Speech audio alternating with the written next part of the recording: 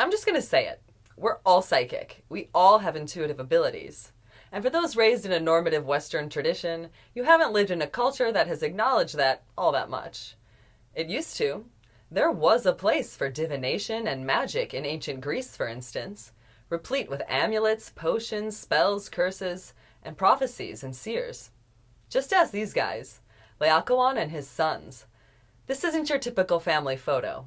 It's the moment that things went severely downhill for them, eternalized in white marble. But hey, Laocoön's gifts still at least had a place in his world. Because them getting constricted and bitten to death was not the result of having psychic visions in general, but possibly of having an accurate psychic vision. There are several different versions of the legend. One involves payback for Laocoön breaking vows of celibacy. But the Roman poet Virgil's popular telling of it says that Laocoön was a seer and a priest of Neptune, Poseidon to the Greeks, in the city of Troy, during the time of the Trojan War. His keen perception compelled him to warn his fellow citizens against accepting the large wooden horse that their Greek enemies had gifted them. Feigning a retreat from their 10-year siege, the Greeks gave the Trojans the horse as an offering to the goddess Athena, to make Troy unassailable. Trojans, don't trust this horse. Whatever it is, I'm afraid of Greeks, even those bearing gifts, he's said to have said. The Trojans, though, were sick of war and rather unswayed by Laocoön's point of view. So he launched his spear into the side of the wooden horse in frustration, whose cavity rang hollow and gave out a groan. Seemingly empty, right? Later, Laocoön was sacrificing a bull at an altar, as usual, and you know what? Let me just tell it like Virgil did. See, a pair of serpents with huge coils, snaking over the sea, from Tenedos through the tranquil deep, I shudder to tell it, and heading for the shore side by side. Their fronts lift high, over the tide, and their blood-red crests top the waves. The rest of their bodies slides through the ocean behind, and their huge backs arch in voluminous folds. There's a roar from the foaming sea. Now they reach the shore, and with burning eyes suffused with blood and fire, lick at their hissing jaws with flickering tongues. Blanching at the sight, we scatter. They move on a set course towards Laocoön, and first each serpent entwines the slender bodies of his 2 sons, and biting at them, devours their wretched limbs. Then, as he comes to their aid, weapons in hand, they seize him too, and wreathe him in massive coils, now encircling his waist twice winding their scaly folds around his throat. Their high necks and heads tower above him.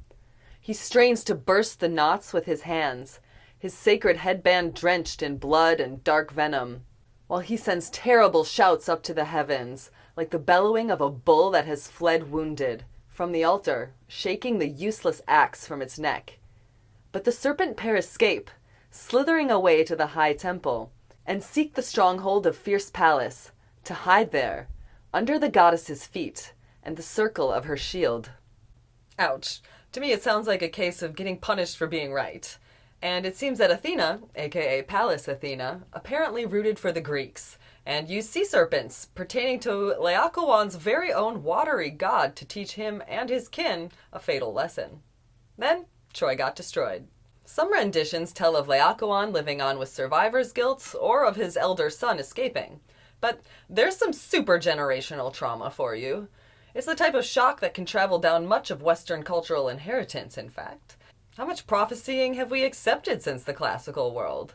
I mean, generally speaking, types of magic were dabbled in secretly and semi-openly in the medieval period. There was the revival of spiritism, seances, and the interest in the occult during the late 19th, early 20th centuries. So-called New Age ideas have trickled into the collective in more recent decades, though I can't help but notice how most seem based in ancient indigenous wisdom. And indeed, wisdom keepers have always been out there, keeping their ancient wisdom. But predictions, prognostication, and psychic stuff has largely been kept on the eccentric fringes of Western society. Logic and rationality have basically reigned supreme since the scientific revolution and the age of the Enlightenment, which has been super useful, but only utilizes half of our intelligence. Logic, rationality, analysis, and quantification are generally thought to be the purview of the left or masculine brain, while the emotional, relational, creative, imaginative, qualitative, intuitive parts of us are said to hail from the right or female brain. Two types of intelligence, both alike in dignity, one just given a lot of preferential treatment. Why do I think Laocoön and his sons' wounding has affected us all? Such stories have a huge collective impact. Our ancestors' traumas, fears, unease, and attitudes can live on in us until they're cleared. And this sculpture of Laocoön and his sons, which is likely a Roman copy of a Greek original excavated in the early 1500s that's been stuck in the Vatican ever since, is super famous, absolutely canonical. Art history students know it as the apex of Greek Hellenistic art, the culmination of a long journey that began with just a bunch of clay pots painted with geometric lines. And this sculpture group has been copied, engraved, photographed, and parodied ad infinitum for centuries. And deservingly so. It is great art. Great art which plenty of people have seen, still see, and will continue to see in some form or another for hundreds of years. Laocoön and his sons' agony has been repeatedly emphasized and etched into shared human memory. In fact, this work has been called the prototypical icon of agony in Western art. In theory, every viewer has gotten and continues to get a subconscious reminder that using one's intuition can result in agony, or getting punished. I don't even think you need to know about the story or the statue. We do exist as a collective human consciousness from which none of us are excluded. On some level, have we ever really forgotten they were strangled by vipers over a gut feeling that proved to be correct? Rather than encouraging the exploration of the potential held within our gut feelings, such a legend and its legendary depiction, with their elements of divine punishment and devastating endings, might instead allow us to strip ourselves of our intuitive powers and block ourselves up towards the energetic undercurrents of reality. But I repeat, we all have clairsenses that augment and match our physical senses. Each sense is ruled by a different chakra. There's clairvoyance, or clear seeing, linked to the third eye.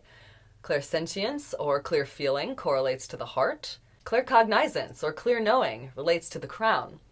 The ears, nose, and throat are all linked physically and energetically too, so the throat chakra has to do with clairaudience, or clear healing, and clairalience, or clear smelling.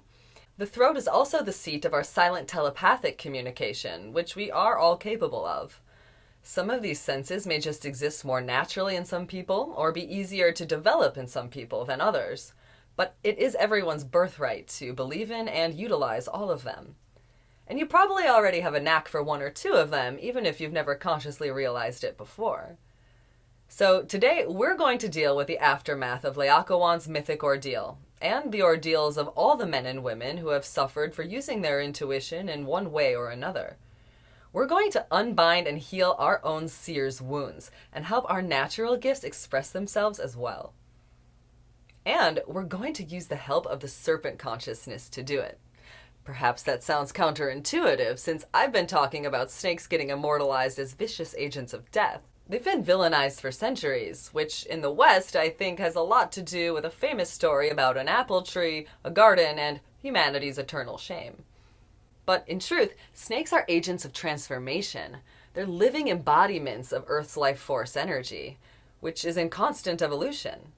They live right up next to her physically, slithering along the ground with the entirety of their bodies. They're said to spend much of their time in interdimensional meditation, co-creating with Mother Earth. Serpents represent our life force energy and the awakening of it, and our sexual energies as well.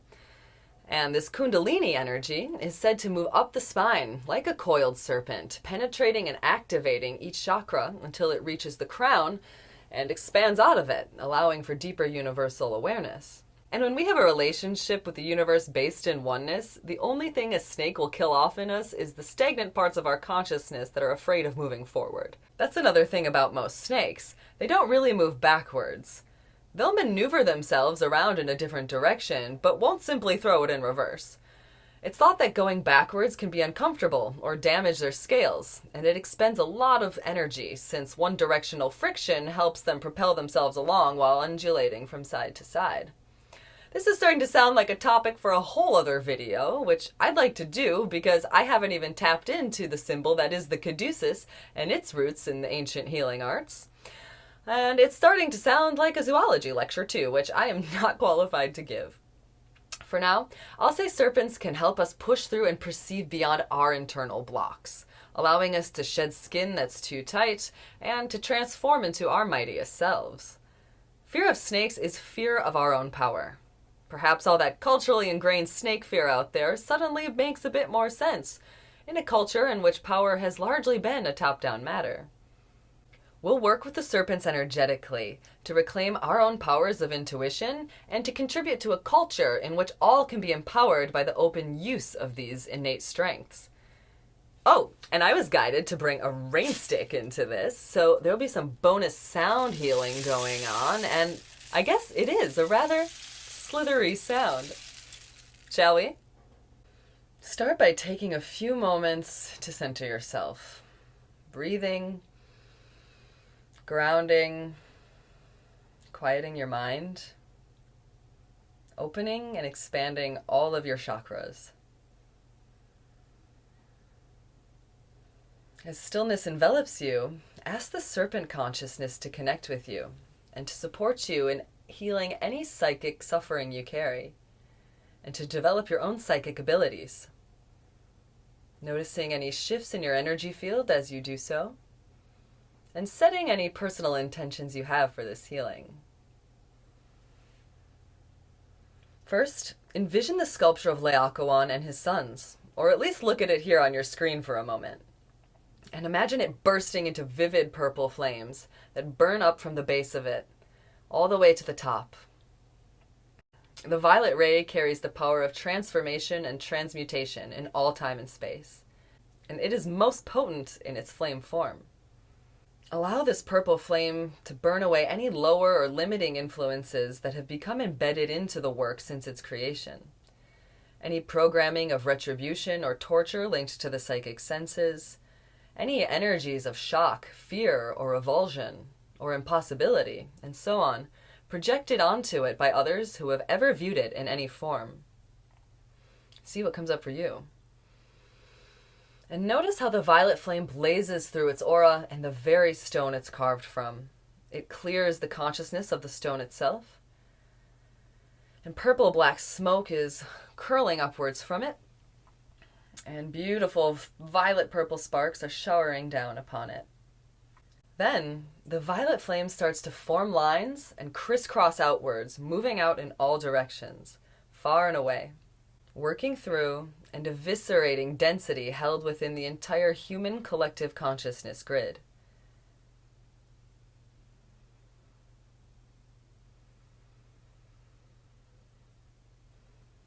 And that will continue burning away as long as necessary.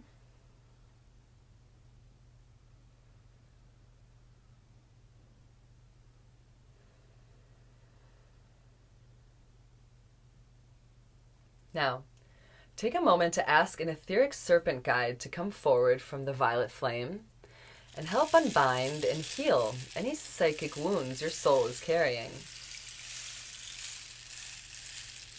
These aren't physically incarnate snakes, but light beings that exist between dimensional planes. Their energy is incredibly grounding and metamorphic. They help facilitate change and letting go. See who comes forward for you. Notice the color of their scales, their eyes, or their flickering tongue. See how they move. Ask their name and for any messages they might have for you.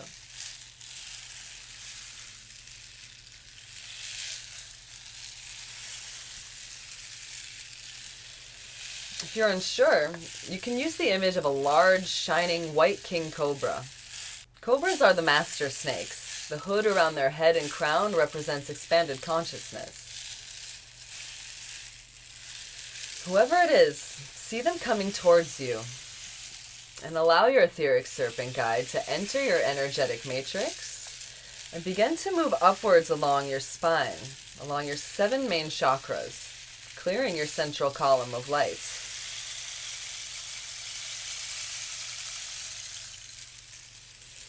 First, allow it into your root chakra, near your tailbone. See it coiling around and around itself, creating a vortex of energy that spirals out any fear of having psychic experiences in a physical human body, and funneling out any experiences of belittlement, ostracization, or cellular or soul memories of corporal punishment, any lack, loss, or belief that instability can result from acting on your intuitive guidance.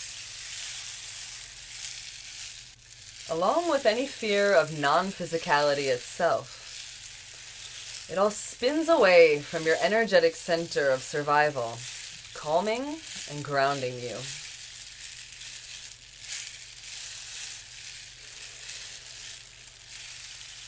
Then, your serpent guide moves upward into your sacral chakra below your navel, where it continues to circle around itself, helping clear out fear of what you could create from a place of trusting your intuition. Fears of wretched outcomes or failure, or fears of potential greatness and success, whether conscious or unconscious.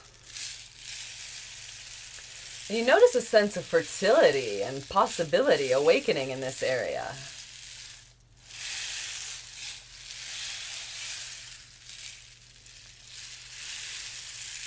Your serpent guide next moves up into your solar plexus, your yellow power center above your navel that turns gold as you spiritually evolve. It spirals around and flushes out any regret you've held onto from acting or not acting on your gut feelings.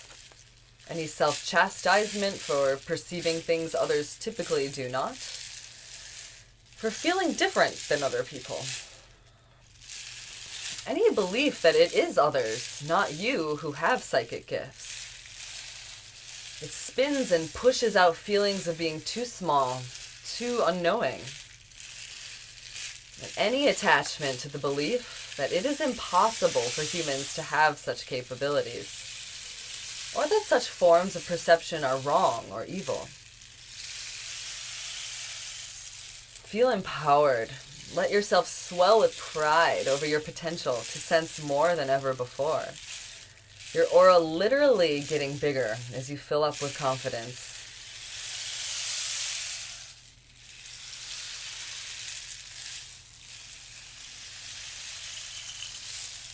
Let your serpent guide slide up into your heart center now, where it will work to free you from any pain or grief caused by denying these gifts that we always remain aware of on some level, no matter how deeply buried. The heart is the seat of our clairsentience, our ability to simply feel psychic information in our being, that immediate bodily sensation of understanding, like when you walk into a room and are struck by the quality of the energy in it, or when you literally feel someone else's emotions or vibe that they're giving off. Your snake moves about, unclogging the chambers of your heart, clearing your channels of connection with Source, helping you to sense deeply and directly through this multi-dimensional portal to Source in your chest, helping you trust that your body is spirit that communes with spirit easily, and increasing your sensitivity to vibrations all around you.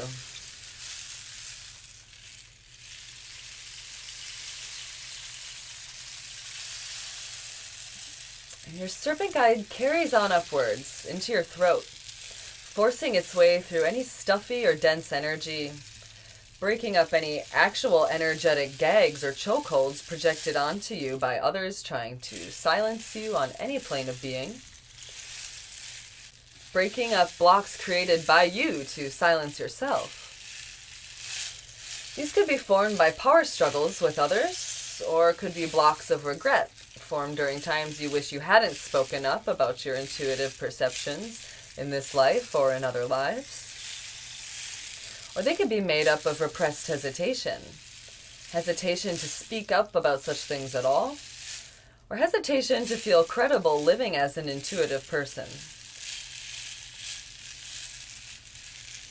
These blocks to expressing yourself as a psychic being are dissolving away, along with any fear of or subservience to agendas that are threatened by whistleblowers and by those who speak their truth.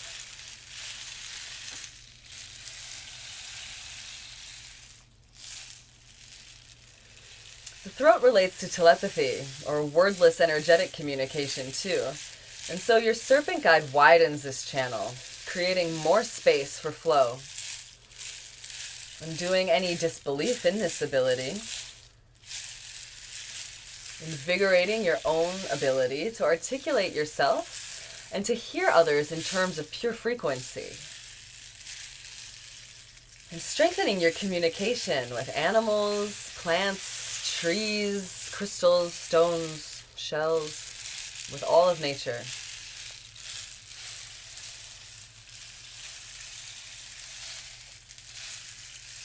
Now, moving slightly more upwards, your snake moves into the area of your face and nose, sliding through all of your sinuses and nasal passages, expanding them so you can breathe in as much life force energy as possible,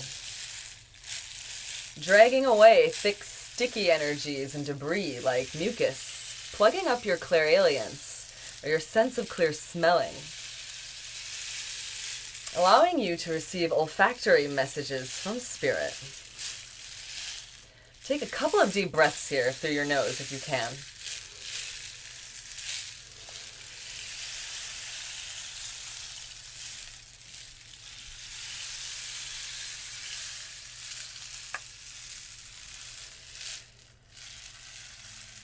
Then, your etheric snake starts shifting sideways, swishing its scaled body into both of your ears, where you take notice of your two ear chakras, which are smaller, maroon-colored chakras, one on each side of your head, held within the larger blue glow of your throat.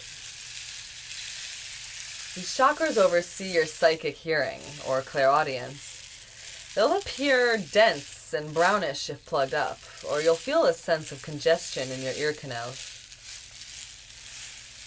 Your serpent guide weaves a figure 8 pattern between them, stimulating and opening these centers, undoing the effects of hearing any words spoken about the impossibility of psychic gifts, or of hearing people categorically call those who use such gifts charlatans or frauds. Allow your serpent's life force energy to radiate into them, and intend to let go of any disturbing or hurtful things you've heard in your lifetime, especially anything you've repressed. And feel them humming, perhaps popping, getting warmer, perhaps see them getting rosier in color if they were dull. They're being drained of pools of stagnant energy, and any dense energetic buildup is getting scraped out. You can open your jaw and sort of yawn to help with this.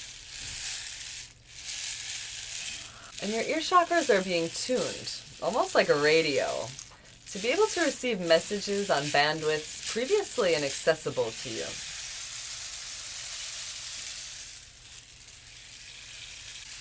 When that feels complete, your serpent guide carries itself upwards into your third eye, an important center for the intuition in general, and the seat of our clairvoyance.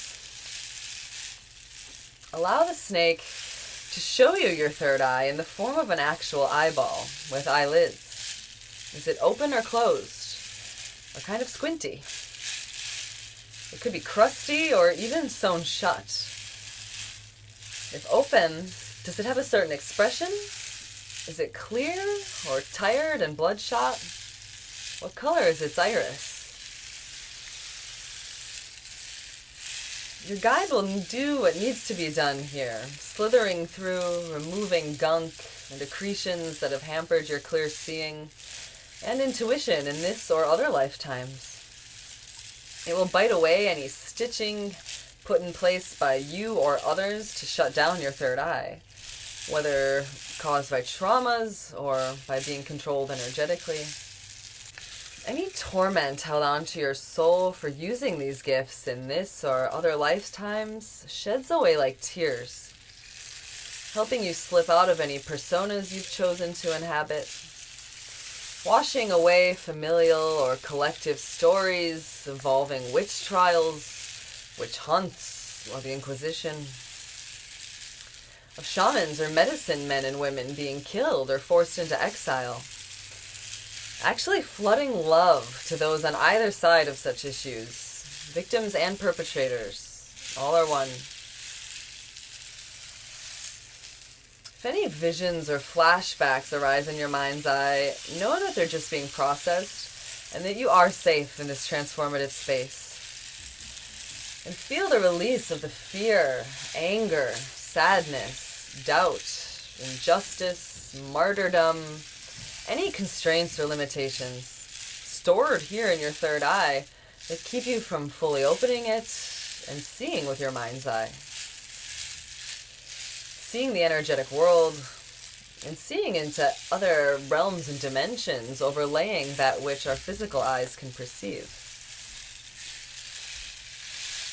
And before moving on, your serpent guide squeezes its body tightly around your small, round, pea-sized pineal gland in the center of your brain, forming a ball around it, scrubbing it free of any calcification with its scales, helping it take in as much light as possible,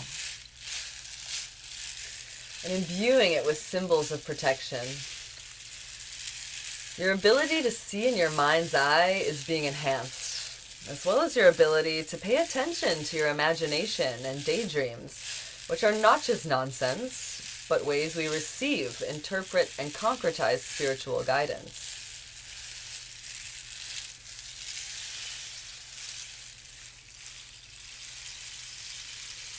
Lastly, your spirit guide moves up into the top of your head and your crown chakra, where it continues to spiral its body around, softening the area. The crown can sometimes feel hard or crunchy on top, or a bit defensive, like it doesn't want to let energy in, which is often a reflection of being disconnected from or distrustful of Source. Your guide relaxes any tension here, bringing in tenderness for the one that is all, and letting in more of all that is into your experience. Your crown pertains to claircognizance, that clear knowing you can experience that comes in like instant downloads from Source or your guides or your highest self when you're just sure about something or get a crazy strong hunch that proves to be right. This sense gets augmented when you're in grateful acceptance of your place in oneness and remain open to your constant connection to Source light and the wisdom that any light being can bring you.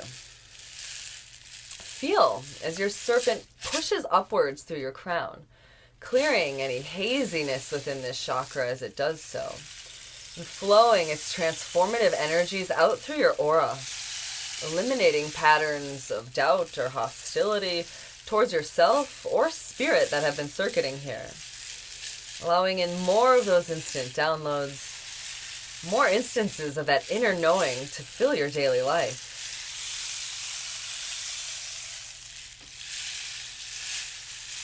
Now, with both certainty and surrender, you allow your serpent guide to sink its teeth into the top of your head, letting its lime green energetic venom seep through your system. Don't worry, if this sounds terrifying, just know the serpent is just using its venom to dissolve away any venom held within you. Any spite or gall towards those who use their psychic gifts, or towards yourself for wanting to use these gifts. It sears away jealousy or frustration towards those who do seem highly intuitive already. And it sizzles through any hatred you hold on any level towards society or the entire matrix system forever ridiculing or stifling intuitives. This venom also consumes any last dregs of resentment towards consciousness itself, for how it can be lowered and turn into unconsciousness, and for how it can hide behind illusions, which leave space for our perceptions of being cut off from, abandoned by, or forsaken by our own divine nature, and our divine birthrights of perception. Let this acid green energy boil through you, scorching away pain, negativity, and bitterness, bubbling out any nastiness and duality, poisoning your state of being that's ready for release. Allow it to stream down you from top to bottom, where eventually it fizzles out and dries up at the base of your spine.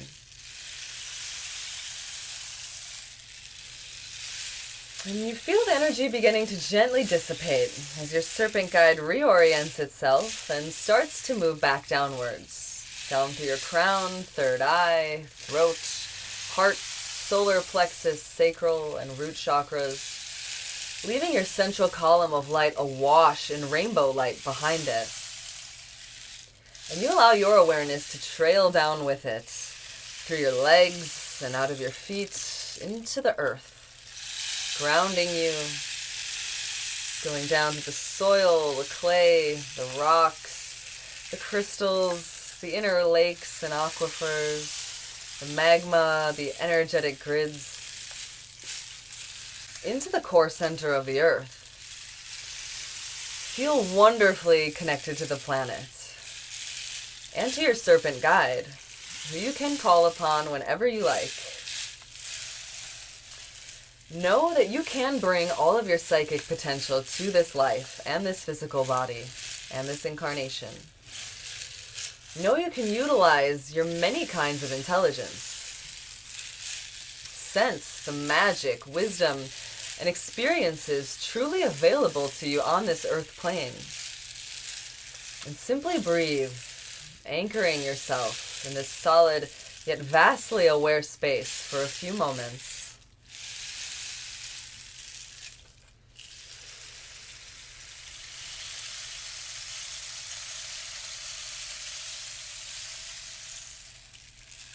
You can quickly connect into Divine Source above as well, raining bright white light down upon yourself. And when you're ready, you can come back around and continue on with your day or evening.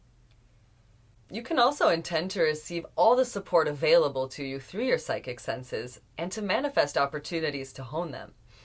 Thanks for being here, my intuitive friends. I'm Emily, and I love combining art history and energy work for personal healing and a conscious cultural renaissance.